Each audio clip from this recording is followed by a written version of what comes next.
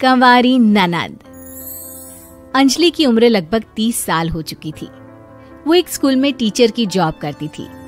अंजलि के घर में उसकी माँ के अलावा उसका छोटा भाई और भाभी भी रहा करते थे।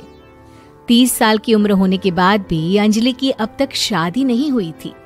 इस बात को लेकर अंजलि की माँ रुक्मिणी देवी काफी परेशान रहा करती थी। माँ, मैं स्कूल जा रही हूँ, जरा मेरा टिफिन तो दे दीजिए। अब क्या पूरी जिंदगी मैं तुझे टिफिन बनाकर देती रहूंगी? अरे कुछ सोचा भी अपने बारे में या बस ऐसे ही? क्या माँ, सुबह सुबह फिर वही बातें लेकर बैठ गई। माँ गलत क्या कह रही है अंजलि दीदी? इतनी उम्र हो चुकी है आपकी, माँ कब तक आपकी सेवा करती रहेंगी? भाभी, मैंने माँ को कब कहा कि मेरी सेवा करो? वैसे भी अपना टिफिन मैं खुद तैयार कर लेती हूँ, बस टेबल से उठाकर देने को ही तो कहा था। वैसे अंजलि दीदी, देखा जाए तो टिफिन उठाकर देने की उम्र तो आपकी है। आपका अपना घर परिवार बच्चे होते तो ये जिम्मेदारी आज आप पूरी कर रही होती। एक बात मेरी समझ में नहीं आती, अगर मेरी शादी नहीं हुई तो इसमें मेरी क्या गलती है? और तुम सब लोग मेरे पीछे क्यों पड़े रहते हो? अरे कुछ कहना क्या पीछे पड़े रहना होता है? अपने छोटे भाई को देख, तुझसे 3 साल छोटा है लेकिन 2 बच्चे खेल रहे हैं आंगन में। मुझे आप लोगों की कोई बात नहीं सुननी, जा रही हूँ मैं। और आप में से किसी को मेरा कोई काम करने की जरूरत नहीं है, मैं खुद संभाल लूंगी। इतना कहकर अंजलि वहां से चली जाती है। शाम को जब अंजलि अपने स्कूल से लौटकर घर वापस आती है तो उसने देखा कि पड़ोस वाली निर्मला चाची वहां पर बैठी हुई थी। क्या बात है अंजलि बिटिया, नौकरी करके वापस आ गई? जी चाची जी, कैसी हैं आप? मैं तो ठीक हूँ बेटा, तुम बताओ शादी के बारे में कुछ सोचा या नहीं? अरे रहने दीजिए ना, इससे तो शादी की बात करना ही बेकार है। कुछ भी कहो तो गुस्सा करती है, बात बात पर आंखें दिखाती है। माँ, आप ऐसा क्यों कह रही है? मैंने कब आप पर गुस्सा किया? अरे अंजलि बेटा, तुम्हारी माँ ठीक ही तो कहती है। 30 की होने आई हो, अब तुम्हें भी शादी वादी कर लेनी चाहिए। चाची जी, आप तो ऐसे कह रही हैं जैसे शादी करने से मैंने मना किया हो। रहने दीजिए निर्मला चाची, हमारी अंजलि दीदी को अभी तक उनकी पसंद का दूल्हा नहीं मिला ना, इसीलिए वो शादी नहीं कर रही। भाभी, ऐसी कोई बात नहीं है। अरे तो फिर क्या बात है? तुम्हारी माँ ने तुम्हारे लिए इतने रिश्ते ढूंढे लेकिन तुम्हें कोई पसंद ही नहीं आता। क्या है ना चाची जी, हमारी ननद रानी नौकरी जो करती है ऐसे ही थोड़ी ना किसी को पसंद कर लेंगी। अरे भाई, नौकरी का घमंड है तो बात अलग है, कोई और बात हो तो बताओ, कोई रास्ता निकाला जाए। नहीं नहीं चाची जी, कोई बात नहीं है, बस मुझे अभी तक अपनी पसंद का कोई मिला नहीं है। सुन लिया आपने, इस लड़की के तो पर निकल आए हैं और इतनी उम्र में अपनी पसंद का कोई मिलेगा भी नहीं इसे। माँ, आप मेरी शादी को लेकर हमेशा मुझे ताने क्यों मारती रहती हैं? अपनी माँ की बातें तो ताने लगती है। ताने हैं? बताओ, मैंने कुछ गलत कहा क्या?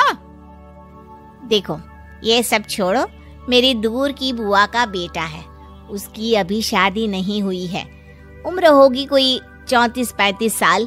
आप कहें तो बात आगे बढ़ाऊं? अरे हाँ हाँ, क्यों नहीं, ये भी कोई पूछने की बात है। अरे जल्दी से लड़के को यहाँ बुला लो। माँ, आप मुझसे पूछे बिना मेरी शादी की बात करने जा रही हैं और मेरी उम्र 30 भी पूरी नहीं हुई है। निर्मला चाची कह रही है कि वो लड़का 35 साल का है। अंजलि दीदी, आपको क्या लगता है इस उम्र में कोई फिल्म का हीरो आएगा आपके लिए? देखिए, अब पसंद और नापसंद की बात तो रहने दीजिए, पसंद करने की उम्र तो आपकी निकल चुकी। अब तो जो भी मिले उसी से शादी कर लीजिए, इसी में भलाई है। तेरी भाभी बिल्कुल ठीक कह रही है। अब जैसा रिश्ता मिले उसके लिए हाँ कर देना, ताकि हम भी गंगा नहाए। ठीक है, चलिए, मैं उस लड़के को कहती हूँ, वो कल ही अंजलि को देखने आ जाएगा। अगले दिन निर्मला चाची के दूर का रिश्तेदार अंजलि को देखने उसके घर आता है। उसका नाम था अजय। अंजलि जी, तो आप नौकरी करती हैं, वो भी स्कूल में? जी हाँ, मैं स्कूल में टीचर हूँ। हमारी बेटी बहुत होशियार है। अरे पढ़ने लिखने में इतनी होशियार है, इसीलिए तो इसकी नौकरी लगी है स्कूल में। हाँ हाँ ठीक है आंटी जी, जरा मुझे भी तो बात करने दीजिए आपकी बेटी से। जी पूछिए ना, क्या पूछना चाहते हैं? अंजलि मैडम, ये तो बताइए कि आपने अभी तक शादी क्यों नहीं की? बस ऐसे ही, कहीं कोई रिश्ता पसंद नहीं आया इसलिए। लेकिन क्या मैं आपसे पूछ सकती हूँ कि आपने शादी क्यों नहीं की? अंजलि, क्या कर रही हो तुम? लड़कियों को इस तरह की बातें नहीं शोभा देती।